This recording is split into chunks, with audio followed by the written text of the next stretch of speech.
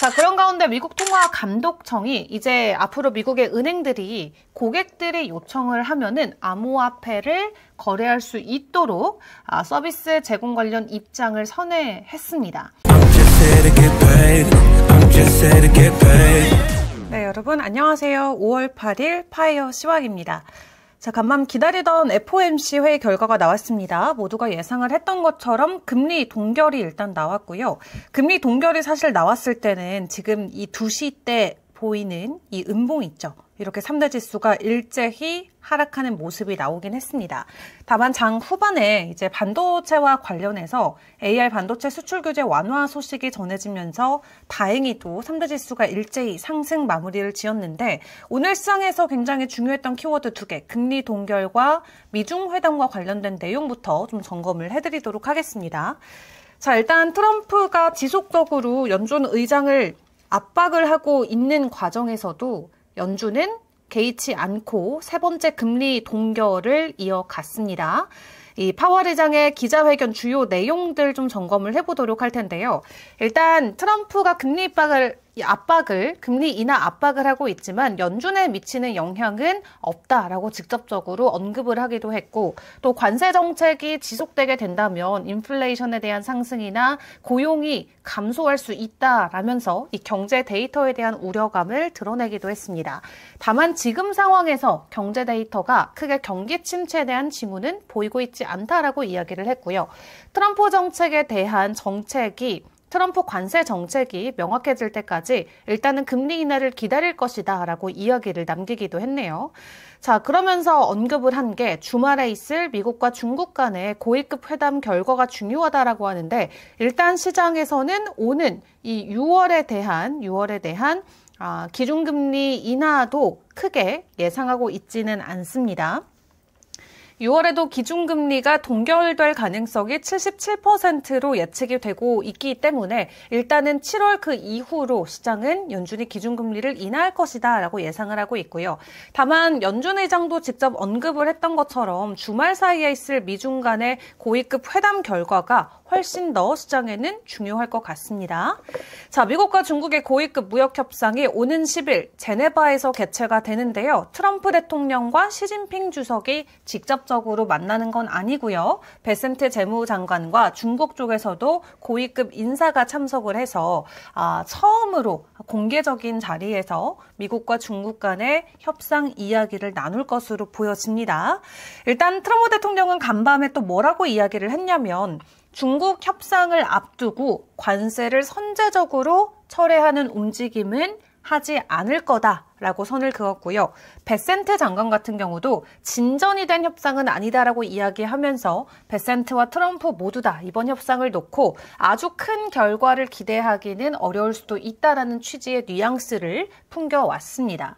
그럼에도 불구하고 당장은 이 협상을 진행한다라는 거에 시장이 초점을 두면서 기대감에 3대 지수가 일제히 상승하는 모습을 보이기도 했고요.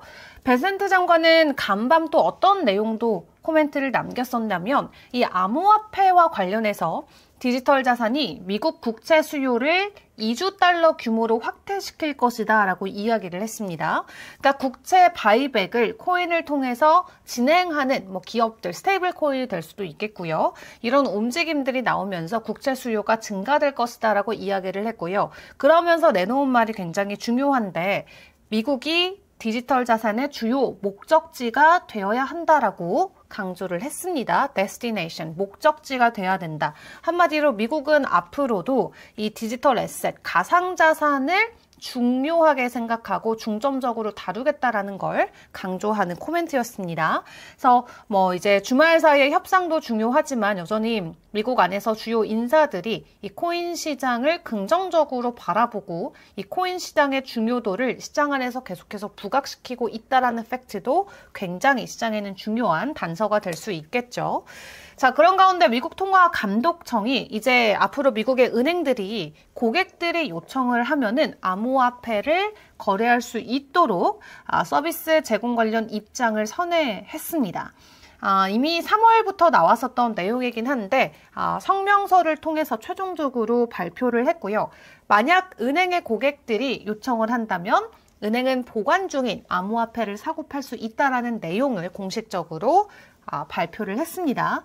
때문에 많은 은행권들이 최근에 암호화폐와 관련된 내용들을 대거 전해왔었죠. 근데 그럼에도 불구하고 아직도 비트코인이나 암호화폐를 담지 않는 기업들이 있는데 이 미국의 벤처 투자 거물이자 비트코인 맥시멀리스트로도 잘 알려진 팀 드레이퍼 같은 경우는 이런 회사들을 언급을 하면서 비트코인을 매입하지 않은 기업은 그냥 무책임한 기업이다라고 이야기를 했습니다. 모두가 조금씩이라도 일단 비트코인은 다 매입을 해야 된다라고 이야기하면서 하물며 정부조차도 비트코인을 국고에 추가해야 된다는 걸 인지하고 있는데 왜 기업들이 안 움직이냐라고 이야기를 하는 거죠. 그러면서 우리가 가장 좋아하는 말, 연말의 가격 전망이죠. 비트코인이 연말까지 25만 달러에 달할 것이다라는 긍정적인 가격 전망치까지 같이 공유를 해줬습니다. 자, 은행도 고객들이 원하면 암호화폐 거래를 할 수 있게 해주는 시대가 미국에서 막을 열었고요. 팀 드레이퍼 같은 경우도 이런 상황에서 아직도 비트코인을 투자하지 않는 기업은 무책임한 것이다 라고 이야기를 한 가운데 번스타인은 이런 리포트를 간밤 내놨습니다.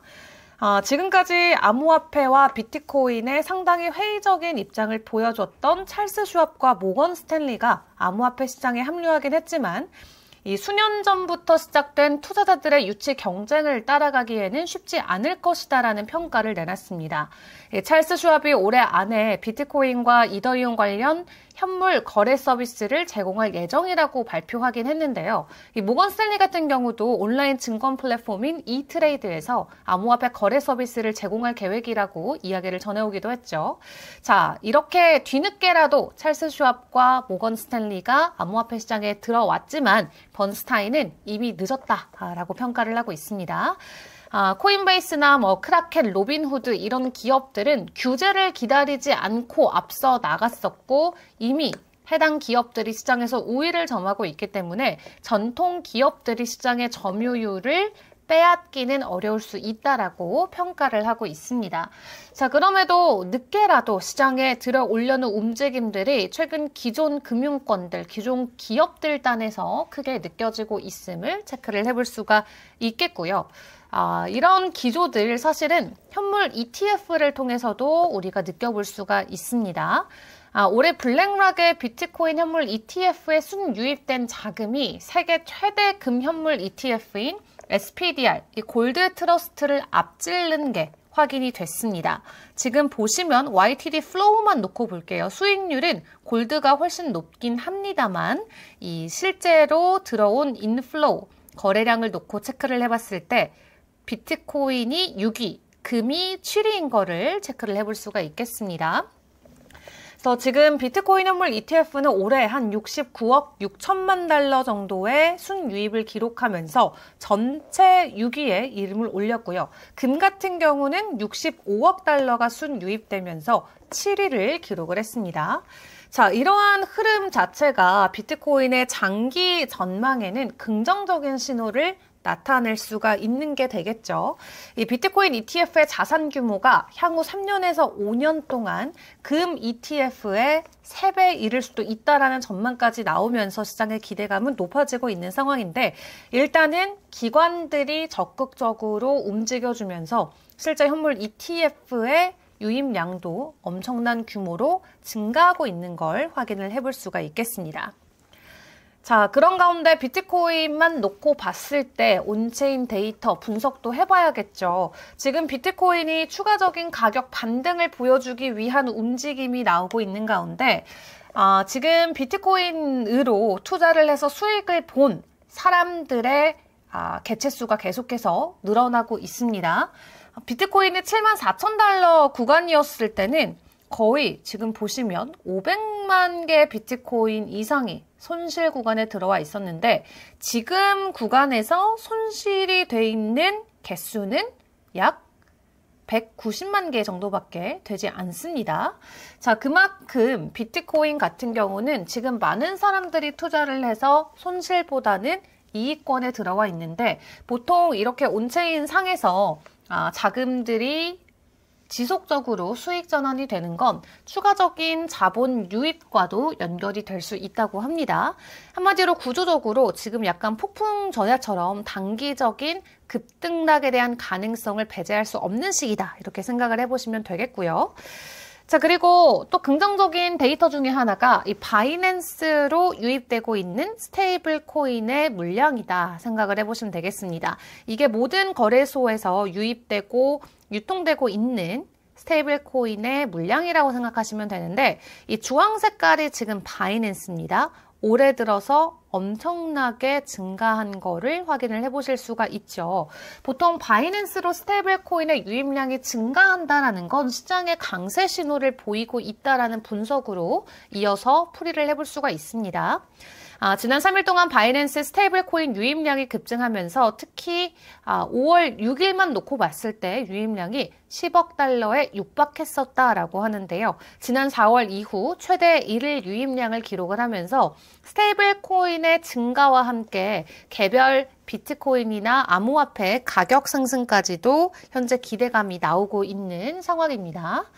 자, 그리고 어제도 말씀드렸지만 오늘 새벽에 어제 저녁에 진행되는 이더리움 메인넷 팩트라 업그레이드 중요하다고 설명을 드렸었죠. 일단 다행히도 별다른 문제 없이 이더리움이 성공적으로 업그레이드 진행을 했습니다.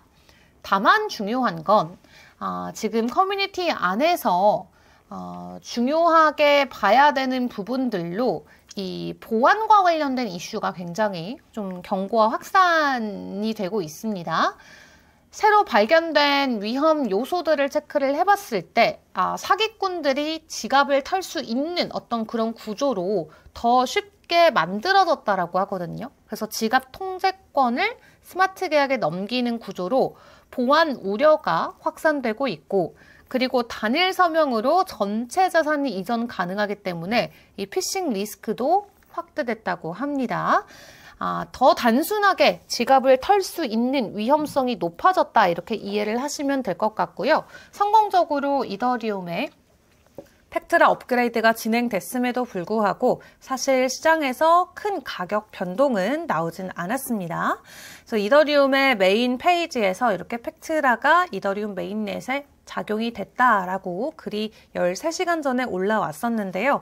일단은 성공적으로 기술 업데이트를 했다는 것만으로도 다행으로 우리가 생각을 해볼 수가 있을 것 같은데, 보안과 관련된 이슈들은 추가적으로 시장에서 계속 이 논쟁거리가 될 것 같습니다. 자, 일단 여러 가지 이슈들을 종합을 해서 봤을 때 K33 리서치에서는 이제 5월은 보유 전략이 유리하다라고 좀 이야기를 합니다. 보통 미국 월가에서는 어떤 격언이 있냐? Sell in May and go away라는 말이 있거든요. 5월에 팔고 떠나라라는 말인데, 그와 반대로 올해 5월은 암호화폐 시장에서는 보유 전략이 더 유리할 수도 있다라는 보고서를 내놨습니다.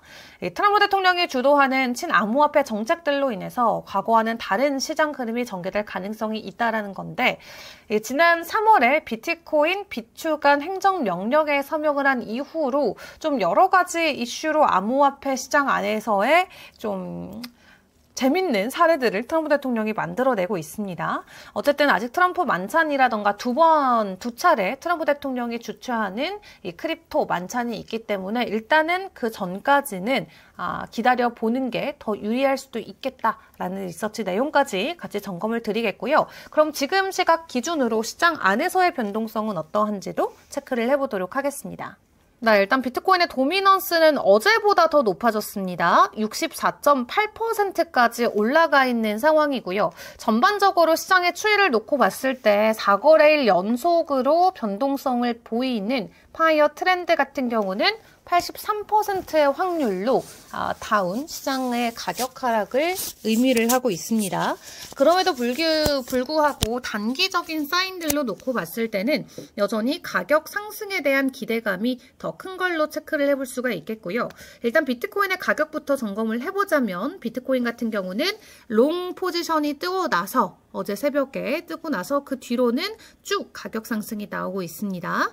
장중에 한때 파이어 라인을 밑도는 수치를 보이긴 했습니다만 지금은 파이어라인 위에서 가격 형성을 잘 해주고 있고요. 트렌드 같은 경우도 단기와 장기가 모두 상승 추세가 이어지고 있는 가운데 캔들이 이 추세권 안에서 잘 형성되어 있는 모습을 체크를 해볼 수가 있겠습니다.